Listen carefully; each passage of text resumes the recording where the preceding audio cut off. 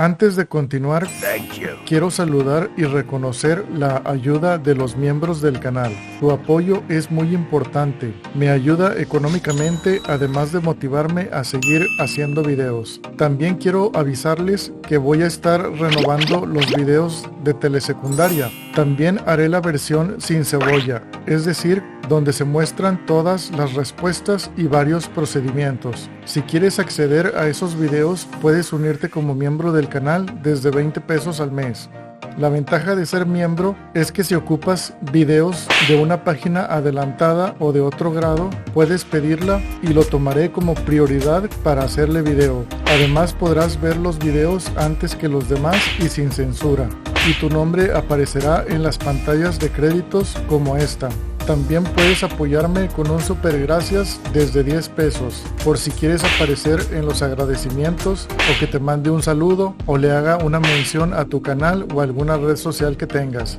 Página 146, variación lineal 1. Punto número 1, el ciclista. Un ciclista va a una velocidad constante de 30 kilómetros por hora. El inciso A pregunta, ¿en qué tiempo recorrerá 160 kilómetros? Necesitamos la fórmula para calcular el tiempo, la cual es tiempo es igual a distancia sobre velocidad. La distancia la tenemos, son 160 kilómetros, y la velocidad también, que es de 30 kilómetros. Nos quedaría la división de 160 entre 30 kilómetros por hora, y eso nos da a 5.3 horas. Si se fijan aquí, kilómetros sobre kilómetros se elimina y nos quedan las puras horas. Ahora, esas 5.3 horas, que el punto 3 es infinito, lo podemos poner como 5 horas con 20 minutos, ya que el punto 3, si lo multiplicamos por 60, que es lo que vale una hora, para ver a cuánto equivale ese punto 3 infinito, obtenemos esos 20 minutos que acompañan a las 5 horas. Entonces son 5 horas 20 minutos. El inciso B pregunta, ¿y por 200 kilómetros? En este caso, ahora en lugar de ser 160 van a ser 200 kilómetros entre la velocidad de 30. Eso nos da igual a 6.6. Ese 6 infinito también lo podemos multiplicar por 60 minutos, que equivale a una hora, para saber a qué fracción de una hora le corresponde, y nos da a 40, que son minutos. Entonces podemos contestar ya sea 6.6 infinito de horas o 6 horas y 40 minutos, que sería un poco más entendible, ¿verdad?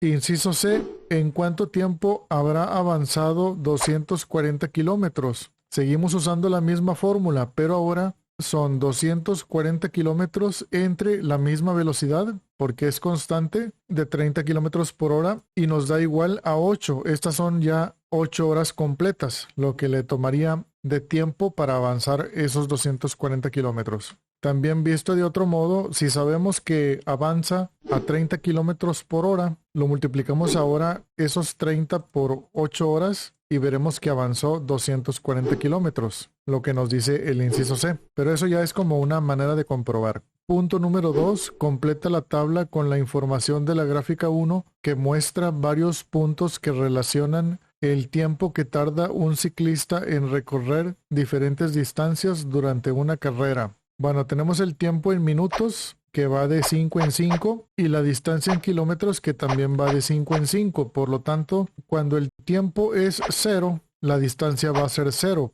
porque conforme avanza el tiempo, aumenta la distancia. Entonces, si no se ha movido, la distancia tampoco va a existir. Entonces, estaría aquí en el 0,0, o el origen de la gráfica. Cuando lleva 10 minutos, le tocan 5 kilómetros. Eso ya está identificado. Cuando lleva 15 minutos, vemos que está el punto B entre 5 y 10, lo cual sería 7.5. Cuando lleva 30 minutos, que es el punto C, avanzaría 15 kilómetros. A los 35 minutos, que es el punto D, llevaría 17.5 kilómetros. Luego tenemos del lado derecho la distancia de 30, pero no la vemos marcada en la gráfica, ya que el 30 está por acá. Y luego tenemos el 35, que tampoco lo vemos. Así que lo que yo hice fue contestar vaciando lo que vemos aquí en la gráfica, que son 50 minutos en el punto E, que le corresponden 25 kilómetros. Y el último de 55 minutos, que le corresponde al F le tocarían 27.5 kilómetros. Y así es como dejaría yo la tabla.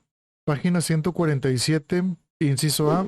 ¿Qué distancia recorrió el ciclista en 30 minutos? Fueron 15 kilómetros. Inciso B. ¿Cuántos kilómetros recorre en 5 minutos? Serían 2.5 kilómetros. Ya que si en la gráfica vemos que por 10 minutos recorre 5 kilómetros, entonces a la mitad de 10, que son 5, le tocarían también la mitad de kilómetros respectivos a 10, que si fueron 5, acá serían 2.5. Y como eran 5, acá serían 2.5. Inciso C. Al inicio de su recorrido, el ciclista no había avanzado ninguna distancia.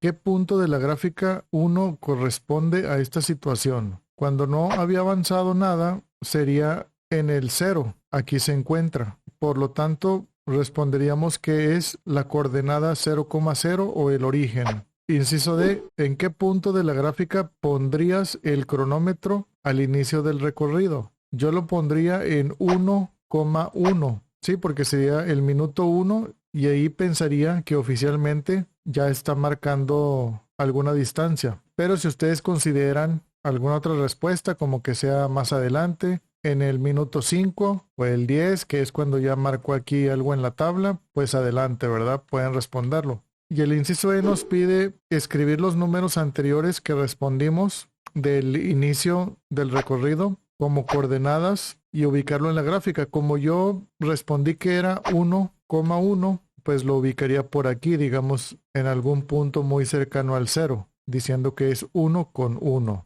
El punto número 3 nos pide trazar un plano cartesiano y en el inciso A nos pide localizar 10 puntos que cumplan con que su abscisa, es decir, la coordenada que está en X, la primera, sea la mitad de su ordenada. La ordenada es la que está en Y o en vertical, así hacia arriba, o la segunda coordenada. Y nos ponen aquí el ejemplo para que se entienda claro. La abscisa es 3, es la mitad de su ordenada, que es 6. 3 mitad de 6, ¿verdad? Entonces es lo que vamos a buscar hacer, que se cumpla esa condición. Yo puse el 5 con 10, el cual está aquí, 5 positivo en X, 10 positivo en Y, y luego 4 con 8, y luego 3 con 6, y luego 2 con 4, y luego 1 con 2. Se fijan, estoy cumpliendo con que la primer coordenada o la abscisa, la de X, sea la mitad de las otras que están acá en Y.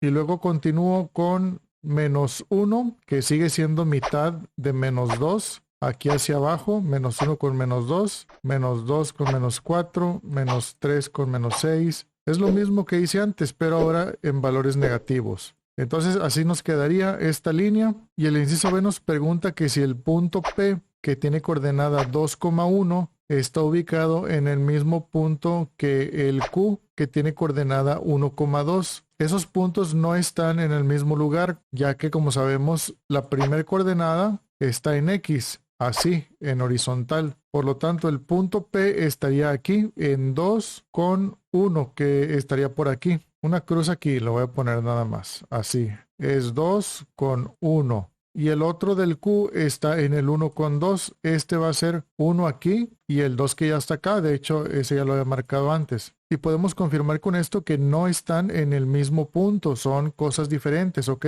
Por eso hay que tener cuidado en saber identificar la ordenada y la abscisa, o X y Y.